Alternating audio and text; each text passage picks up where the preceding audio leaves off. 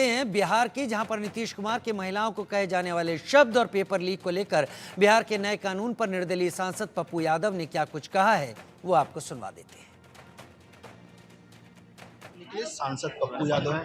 पप्पू जी, कल नीतीश कुमार ने विधानसभा में जिस तरह से महिलाओं के लिए शब्द का इस्तेमाल किया है, क्या कहेंगे?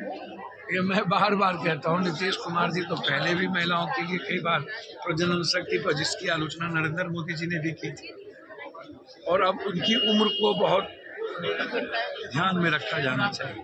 अच्छा, कभी कभी वो गार्जियन की भूमिका में भी बात करते हैं, तो मैंने किया नहीं था 2005 के पहले महिला संसद। देखिए, बात ठीक है, उचित प्लेटफॉर्म नहीं है और आलोचना होती रहती है, ये मुझको सही नहीं लगता है। और नीतीश कुमार जी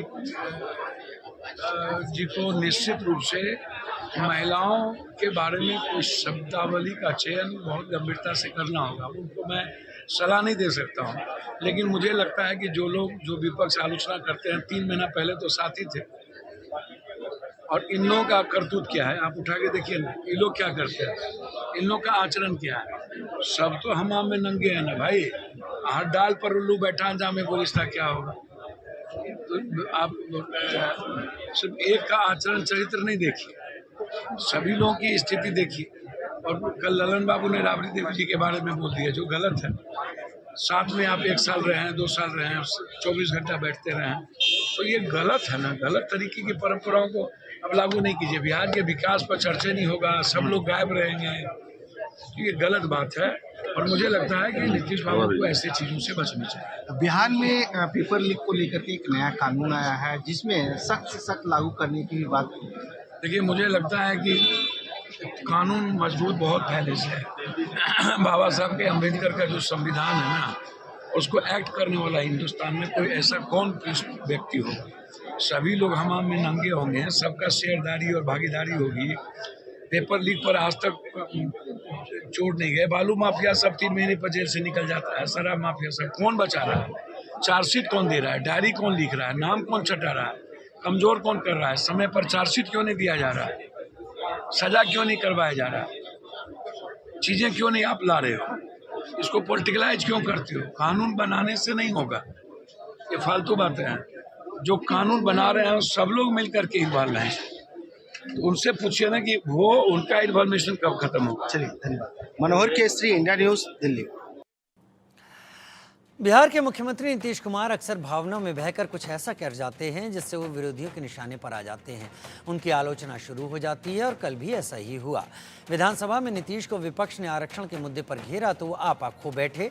नीतीश कुमार आरजेडी की महिला विधायक रेखा देवी पर भड़क गए, उन्हें खरी खोटी सुनाई, यहाँ तक कह दिया कि महिला हो कुछ नहीं जानती हो। जिसके बाद आरजेडी ने नीतीश पर महिला के अपमान का आरोप मढ़ दिया, उनकी मानसिकता पर सवाल खड़े किए। तेजस्वी यादव ने यहाँ तक कहा कि महिलाओं पर ओछी टिप्पणी करना उनकी आदत बन गई है। हालांकि सियासत के बीच सवाल ये भी कि बिहार के सीएम को हर बार गुस्सा क्यों आता है। अरे हम 5 के बाद न महिला को बढ़ाए हैं, बोल रही हो।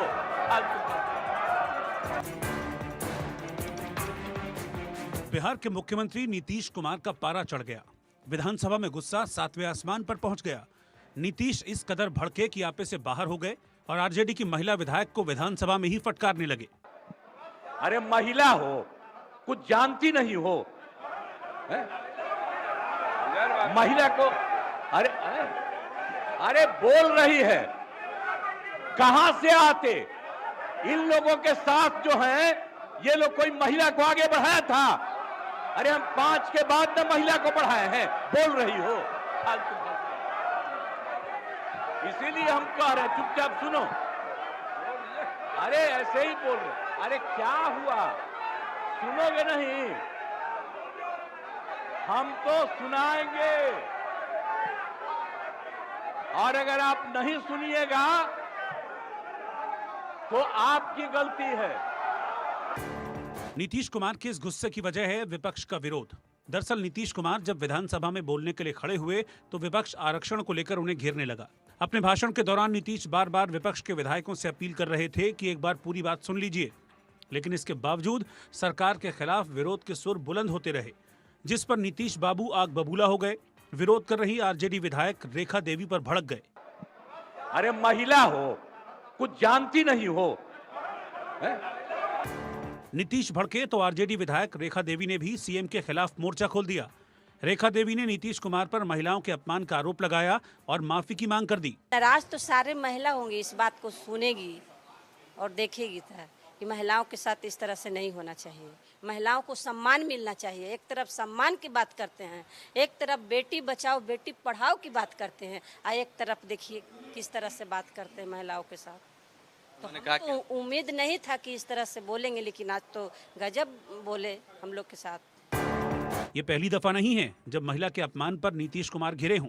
इससे पहले भी सदन में उन पर महिलाओं को लेकर ओछी टिप्पणी करने के आरोप लग चुके हैं। ऐसे में सवाल है कि नीतीश बार बार भाषा की मर्यादा क्यों भूल जाते हैं। Bureau report, India news.